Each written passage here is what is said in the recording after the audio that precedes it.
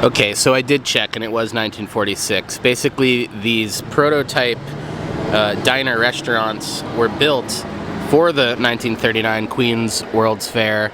And then because the war was going on, they were put in storage for many years, brought over here to Hackensack in 1946, where it's been serving sliders in this tiny little counter ever since. In a few hours, this place is going to be packed. There's going to be a line where I'm standing. We got here right when they opened, so we're ready to eat. This is our brunch, and yeah, we'll go inside and see what merch they can find. Come with us. You are watching Peak Merch. And there they are, the legendary sliders. Oh man, I'm hungry. This is our brunch actually, so yeah, starting off the day in style here at White Manna in Hackensack. And we do have some merch here at White Manna. They've got shirts and mugs and hats here as well with the classic logo, noting the Hackensack location. We're gonna go to the Jersey City Diner later.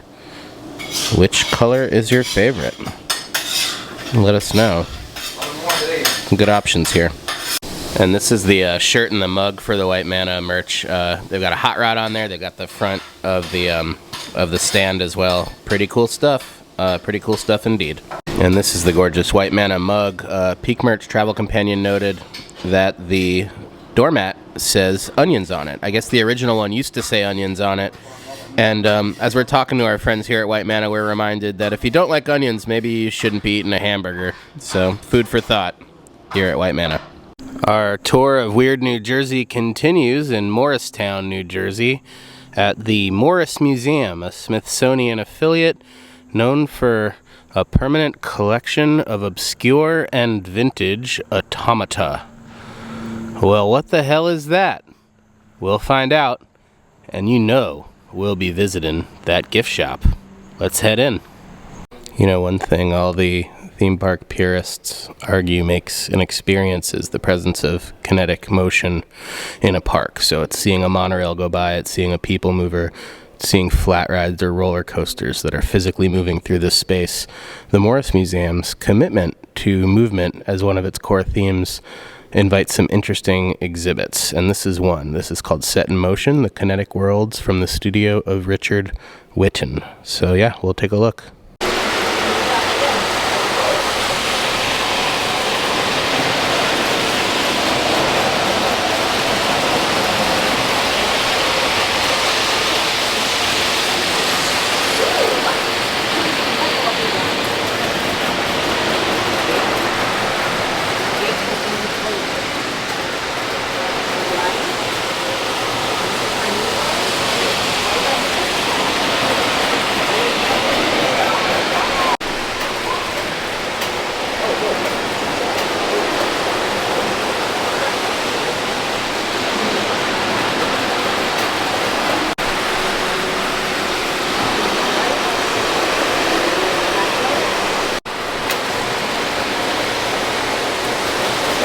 Amazing.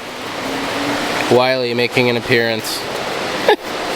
Now the Automata Museum is all here a function of Murtagh D. Guinness, who passed away in 2002. He was born in 1913 to a prominent Irish family, and he loved mechanical musical instruments and automata, their music, their movement, their ingenious mechanisms. So he collected hundreds of examples of these throughout his life. He lived in Manhattan, and when he died, the collection was gifted here to the Morris Museum, so everyone could check them out.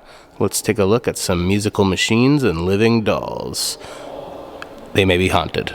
And would you believe that an estimated 1 million people saw Pierrot Écrivain writing on his little desk here when he traveled to San Francisco Airport for the 2011-2012 main terminal exhibition on automata?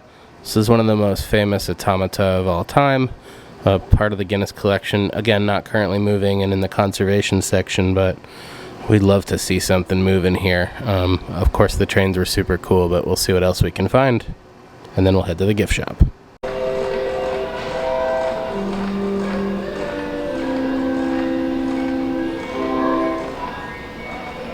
And in the spirit of movement again, you know, we're here for the main event, the Guinness collection of Automata. We're starting off in this room about the conservation of the Automata collection, and looking at Clown a la Guitarra, Clown of the Guitar, a 1910 Parisian automaton.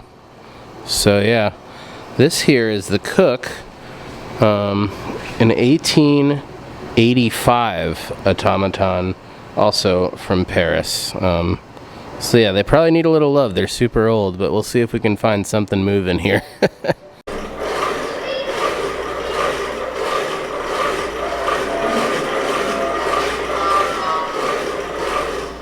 Now this is one I really wish we could see moving. I wonder if that pig's bopping up and down on his lap or what, you know, but we can only dream. Here at the Morris Museum gift shop, the Automata merch is on full display.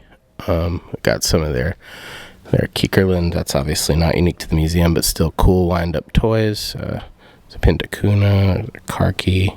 Got some little music boxes as well. But of course, what's really neat is the Morris Museum merch. There's Perot the Clown in card form. There's a magnet of the chef we saw earlier as well.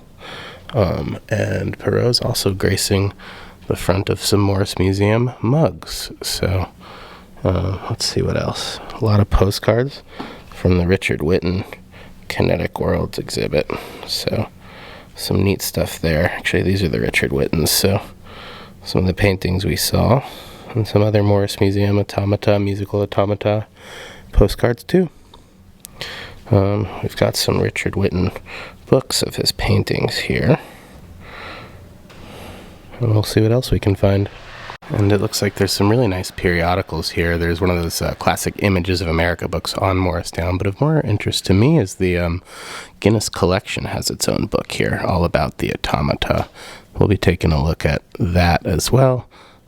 There's also some more general automata periodicals here if you're interested in learning more about mechanizing dolls or instruments. So, kinetic motion on full display here at the Morris Museum gift shop.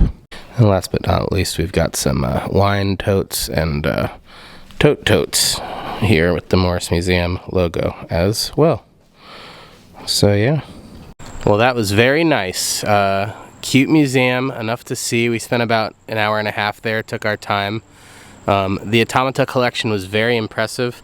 They have a demonstration at 2 p.m. every day, but we're not going to stick around for it. We're not really even sure what it includes. Would have loved to see some of the dolls moving, but they can't have that stuff going all day. So I get it. I think if you're a fan of vintage amusements and ephemera, this place is still really worth a trip.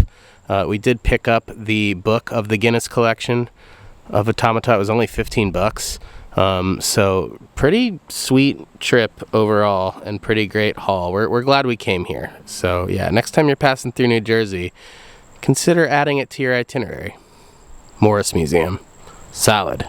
And bookending our journey to the Automata, we're back for more diner and hamburger fare at the other White Manna. This is the White Manna Diner.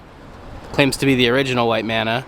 Also transported over in 1939 from the New York World's Fair. In fact, they actually have a little placard about it, so we'll take a look. Oh, and yeah, they're really leaning into this here. It's in the portholes of the diner itself, so there you go. The geometric patterns, the Art Deco, all original.